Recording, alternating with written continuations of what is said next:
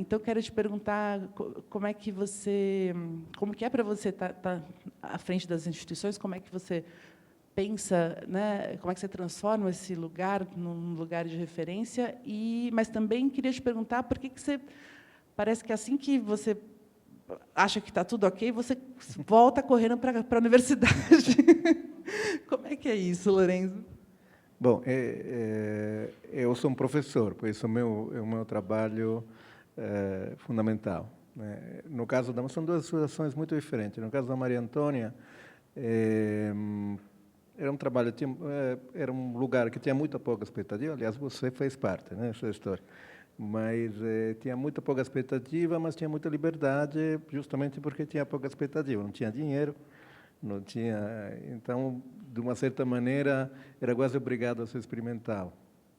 E teve a sorte, obviamente, naquele começo de anos 2000, começou a surgir, tanto do ponto de vista dos artistas, quanto também do ponto de vista de críticos e curadores, e de novo te chamo nessa jogada, veio uma geração muito ativa, muito forte, que soube aproveitar também dessa ocasião. Então, ainda era relativamente fácil, não tinha o nível de profissionalização que, graças a Deus, depois teve, mas, enfim, você chegava com a carreta, com as obras, enfim, conseguia fazer nessas condições, que hoje seria difícil. Então, acho que teve, de fato, essa ocasião. Para mim, era a primeira experiência na frente de uma instituição, então também eu estava experimentando, e deu mais certo do que até se esperava, enfim. No caso do Moreira Salles, é uma situação completamente diferente, porque eu já estava no conselho, né? E quando se decidiu abrir a sede aqui, decidiram que precisava de um curador geral, né, para coordenar os esforços, criar equipe, etc. Eu tinha essa experiência, já estava por dentro. Na época, o Rodrigo Nava estava no conselho, ele tinha me chamado, enfim, o Flávio e o Rodrigo acharam que podia ser a pessoa. É uma situação completamente diferente, porque, obviamente, é um investimento muito maior. Tem dinheiro, tem uma família muito discreta, que não deixa fazer. Tinha já linhas de curadoria, que era o Tiago Nogueira, o Sérgio Burki, a Luísa Espada, que tinham cada uma característica própria, que tinha que ser respeitada, né? Então, eu fiz mais um trabalho de coordenação. Nenhum dos dois eu fiz muita curadoria. Era mais um trabalho de colocar as condições para os outros trabalharem, enfim. Eu acho que deu certo por isso, eu me sinto bem nesse perfil. No caso da Maria Antônia, foi, de fato, um pouco de esgotamento, cansaço, um pouco. Também eu fico sempre preocupado, agora não vou sair mais, sabe? Como é que faço para sair, uma vez que... No caso do Moreira Salles foi diferente, é uma regra da USP, eu posso ficar fora só um determinado período, aí tenho que voltar. Então, era regimento. Enfim. E, Lorenzo, você na USP dá aula sobre... Filosofia medieval. Filosofia Tem nada medieval. a ver. Eu ia falar arte medieval, mas não. Filosofia. Mas me chama muita atenção, por exemplo, você fez uma curadoria na Pinacoteca das Carrancas, né? Quer dizer, você tem interesses múltiplos e, ao mesmo tempo, você tem um olhar de muito frescor assim para a arte contemporânea, né? Pensando nos artistas que você convidou para expor na Maria Antônia, inclusive, ou textos que você escreveu, não necessariamente curadorias, mas, quer dizer, você está lá na filosofia medieval, ao mesmo tempo conseguindo prestar atenção na pesquisa de ponta do jovem artista num determinado momento da carreira. Ao longo do seu percurso de curador, pesquisador, de professor, teve alguma exposição, ou mais de uma exposição, ou, não sei, um artista, ou uma obra, alguma experiência que que tenha sido especialmente epifânica aqui nesse espaço? E como é que era a sua relação com a galeria? Você frequentava muito? Não, a relação não foi tão estrita, por razões não. Eu frequento poucos vernissagens, algumas bobeiras as exposições, obviamente. Mas teve uma em particular que para mim foi muito importante, porque eu cheguei a primeira vez no Brasil em 86. E aí o Rodrigo Naves me pegou um dia para fazer voltas nas galerias, nos museus, que não eram muitos naquela época, muito menos do que agora. E aqui, justamente, espero que não seja uma memória induzida, mas acho que aqui, justamente, em 86, tinha a cinza do Sildo, que eu nunca tinha visto o Sildo. E devo dizer que daquela volta eu lembro cinza. Aquilo que eu lembro daquela volta é cinza. Porque é, de fato, um trabalho muito notável. E como eu tinha um pouco essa curiosidade desde a Europa, a Itália, com Beuys, com Fluxus, com arte povera, com Smithson, né, que tem aquela história de misturar as areias, inclusive, tem a ver um pouco com o cinza.